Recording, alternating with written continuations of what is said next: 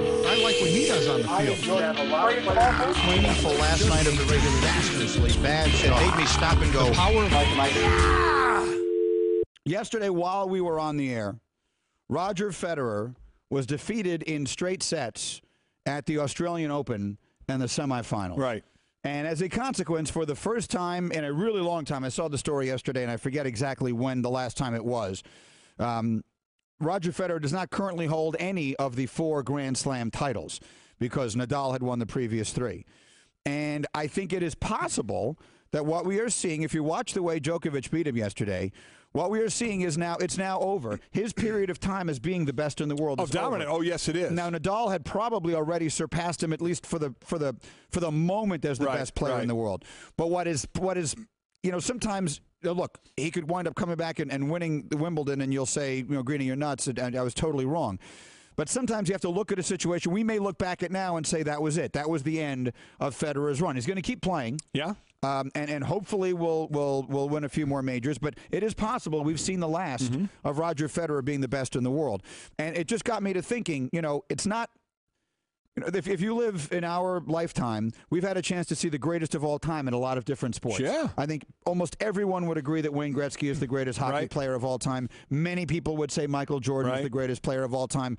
Football, there's a million different ways you could go. I'm not old enough to have seen Jim Brown. Do you remember Jim Brown as a player? I remember, but not. But I played the same time as Joe Montana did, Jerry Rice. There are a lot of options that you could go with in that area. Boxing is such a complicated Sugar Ray Robinson or whatever the case may be.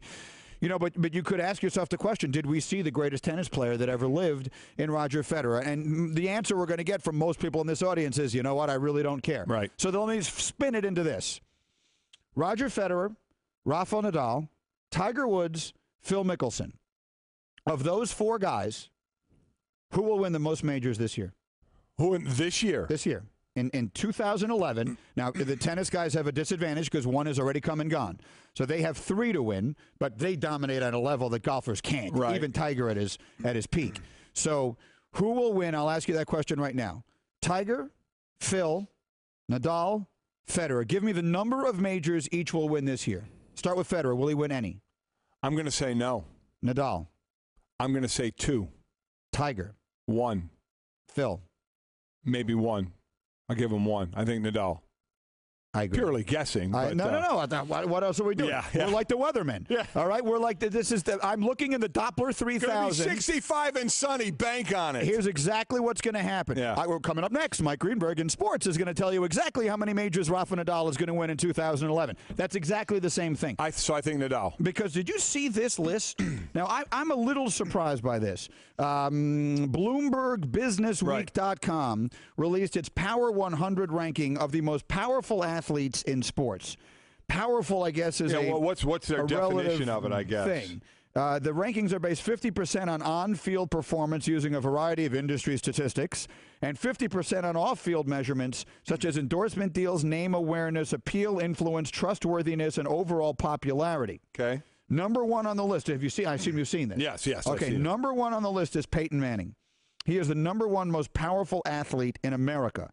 Tom Brady is number 5. So you got 2 quarterbacks right up there near the top. And for the record, Drew Brees is 7. Well, and so in the top 10, you have 3 quarterbacks. And of the top 100, 27 of them are football players. They, by far and away, lead as far as sport is concerned. I don't notice any defensive tackles up near the top of this list. Keep going down. You'll run into a couple. But Peyton Manning is 1, Tom Brady is 5, Drew Brees is 7. Number 2 is Shaun White. Shaun White, who you can see in the Winter X Games right now. Yeah. He's a phenomenon. And obviously, he is so much fun to watch. What they do in the X Games and then obviously in the Olympics with the half pipe and all that is really, it makes your jaw drop. But to be in with the power players that he's in with is pretty impressive. Ahead of Tiger Woods, who's 3, Phil Mickelson, who's 4, Tom Brady, who's 5, Shaq is 6, Drew Brees 7, Lance Armstrong 8, Albert Pujols 9, and Apollo Anton Ono is 10. Now, some of the big notes in here. In last year's rankings, Tiger Woods was 1. He's now 3. LeBron James was 2. He's now 11. Yeah. 11. The highest ranked basketball player is Shaq.